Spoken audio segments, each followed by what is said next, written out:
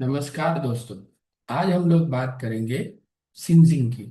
सिंजिंग क्या होता है? तो लास्ट टाइम जब हमने देखा था कि we had done the scouring, तो स्काउरिंग में क्या होता है कि जो बड़े बड़े धागे हैं उसको हम लोग कट कर देते हैं। सिंजिंग में जो छोटे छोटे धागे हैं, okay, like this, if your fabric surface is here और ये आपके बड़े धागे हैं, तो इसको हम शियरिंग क्रॉपिंग में कट करेंगे।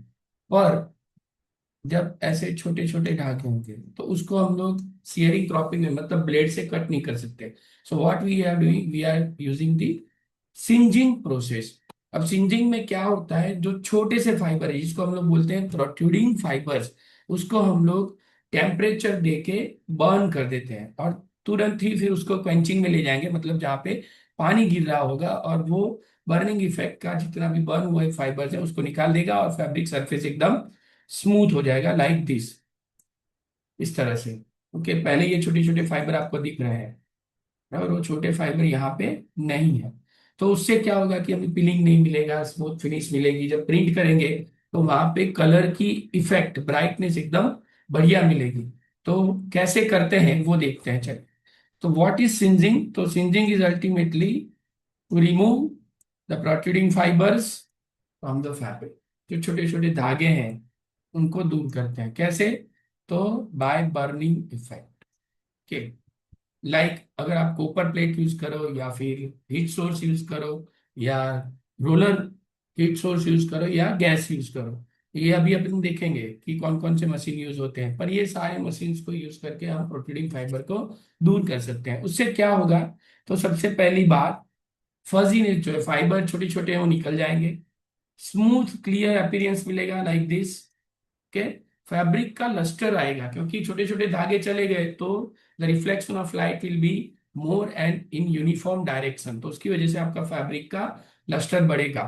प्रिंटिंग और डाइंग के लिए जो छोटे स्पेक्स आते हैं वो नहीं आएंगे क्योंकि हमने छोटे fibre we had remove during the singeing. Okay, pilling नहीं दिखेगा, शार्पनेस मिलेगी प्रिंटिंग की और फिनिशिंग भी अच्छा होगा।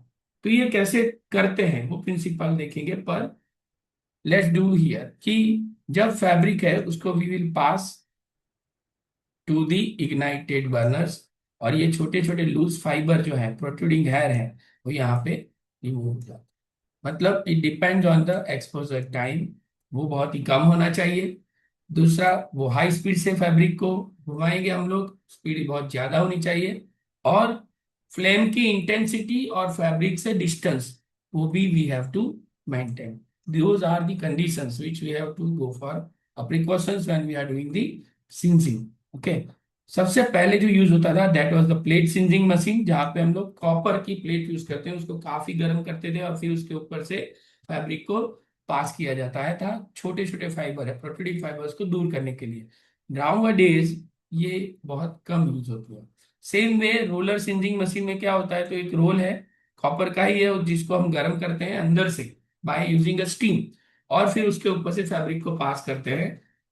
पर ये भी अभी काफी कम जगह यूज होता है। मोस्टली जो यूज होता है that is the gas flame सिंजिंग machine, highly using the LPG और नेचुरल गैस, और इसकी प्रोडक्शन स्पीड भी काफी ज्यादा है। वुवन और नीटेड फैब्रिक के लिए best suitable machine for सिंजिंग। Rotary burner में ये होता है कि बर्नर रोटरी के फेज में हम लोग देते हैं और वो ऊपर से फ्लेम देगा, पर ये भी बहुत कम जगह भी यूज होता है। मैक्सिमम जो यूज किया जाता है that is the gas flame सिंजिंग machine. वो कैसे काम करता है? तो सबसे पहला फेज जो है, हम लोग फैब्रिक को प्रिपेयर करके मशीन के अंदर ले जाएंगे। यूनिफॉर्म फीडिंग मतलब we are giving a pressure with the roller और फीड गाइड, सो हमारा फैब्रिक सीधा हो जाए। ओके, फिर the brush is there. Brush क्या करेगा?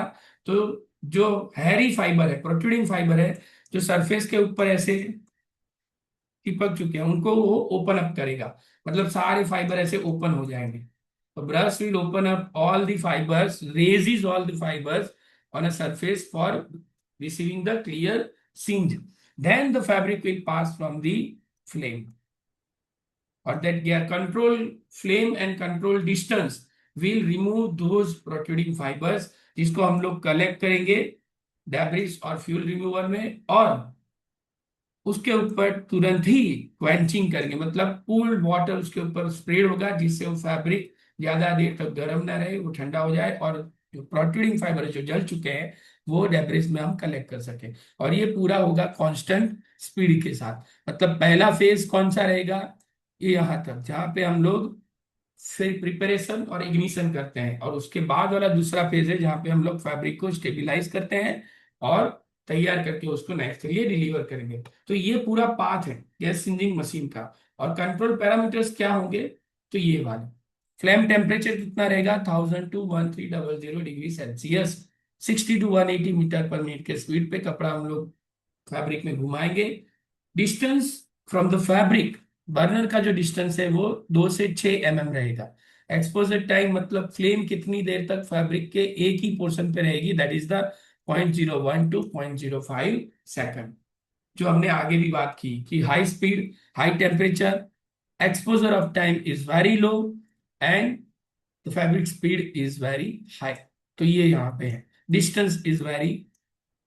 फ्यूल जनरली नेचुरल गैस अब यूज किया जाता है, पहले एलपीजी या बर्नर से बॉयलर से लिए जाती थी फ्यूम्स को, अभी नेचुरल गैस ज्यादा यूज होता है। और according to the dependency of fabric और machine design we will use the burner. तो यही चार्ज है, पहले ग्रे फैब्रिक है, फीड रोलर में गया, गाइड रोलर में गया, ब्रशिंग यूनिट में गया, फिर गैस बर्नर पे गया, कूलिंग, एग्जॉस्ट, डिलीवरी एंड डिसाइजिंग के लिए फैब्रिक तैयार।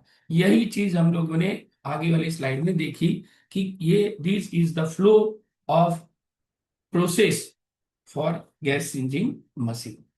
अब एडवांटेजेस क्या है, तो सबसे पहले जो हमने बात की थी, स्मूथ फैब्रिक मिलता है, डाई और प्रिंट की क्वालिटी बढ़ती है, पिलिंग कम हो जाता है, ये सारी चीजें हमने पहली स्लाइड में देखी। फैब्रिक अपीयरेंस बढ़ता है, लस्टर बढ़ता है, फजी अपीयरेंस आफ्टर वॉशिंग को हम लोग प्रिवेंट कर सकते हैं, और कस्टमर को भी वो फैब्रिक पसंद आता है। पर अगर ज्यादा टेम्परेचर दे दिया, ज्यादा टाइम दे दिया, या फिर ज्यादा फ्लेम नजदीक ले गए, तो क्या होगा, तो it will scorch and weak the fibre. मतलब ऐसा हो जाएगा, आप देखिए प्रोसेसिंग कॉस्ट बढ़ जाएगी, केयरफुल कंट्रोल और फैब्रिक स्पीड हमें करनी पड़ेगी। अगर नहीं कर पाए तो वो ये रिजल्ट लाके हमारे सामने रख देगा। और मे बी अगर ज्यादा फ्लेम दे दी तो फैब्रिक बर्न होना भी शुरू हो जाएगा। तो फायर हैजार्ड भी अगर हो सकता है, आप प्रॉपरली उसको अडॉप्ट नहीं करोगे तो। कॉटन फैब्रिक के लिए polyester cotton blend, linen, rayon, woven, knitted fabric which is use for high quality printing, मतलब बहुत ही शार्प डिजाइन प्रिंट करनी है, सर्टिंग, शूटिंग, बेडशीट और होम टेक्सटाइल सभी के लिए गैस सिंजिंग मशीन हम यूज करते हैं सिंजिंग प्रोसेस के लिए। मतलब these are the end uses of your fabric जो हम लोग तैयार करेंगे। तो उस हिसाब से singeing is also an optional process, वो हम यहाँ पे भी कर सकते हैं, आफ्टर डाइंग प्रिंटिंग करना है तो भी कर सकते हैं, उसकी कोई स्पेसिफिक लोकेशन नहीं है। बट इंडस्ट्री पहले प्रिफर करती है before the other operations like dyeing printing and finishing. अब what are the precaution, so correct flame intensity होना चाहिए, बर्नर और फैब्रिक का डिस्टेंस, दोनों के बीच का distance it must be recommended as per the machine agency. Uniform tension होना चाहिए दोनों साइड फैब्रिक का जब आप इन करते हैं और आउट करते हैं। मशीन स्टॉप नहीं होना चाहिए, नहीं तो जहां पे स्टॉप हुआ वहां पे आपका फैब्रिक जल जाएगा due to the flame intensity. Burner regular interval पे we have to clean it, मतलब जब मेंटेनेंस का दिन आता है तो आपको सारे बर्नर को क्लीन करना पड़ेगा। That is the regularly cleaning of burner for uniform combustion. Okay, proper exhaust system होना चाहिए, जो बर्न फाइबर है उनको बाहर निकालने के लिए, लूज फाइबर को बाहर निकालने के लिए, नहीं तो वहां वापस आके ऊपर चिपकेंगे। और सारे फायर सेफ्टी प्रोसीजर को हमें फॉलो करना। तो फैब्रिक इन फीड ये होता है और फैब्रिक आउटफीड ये होता है, जो यहाँ पे हमने दिखाया है कि सारे छोटे छोटे protein fibre and then it is the clean fibre. Okay, so this is what about this singeing operation. Next में हम लोग देखेंगे डिसाइजिंग कैसे होता है, और फिर स्काउरिंग, ब्लीचिंग, और फिर हम हर एक फैब्रिक के लिए वन बाय वन ये प्रोसेस देखेंगे कि कौन सा फैब्रिक है तो क्या रेसिपी होगी और कौन से टेम्परेचर पे काम करूंगी।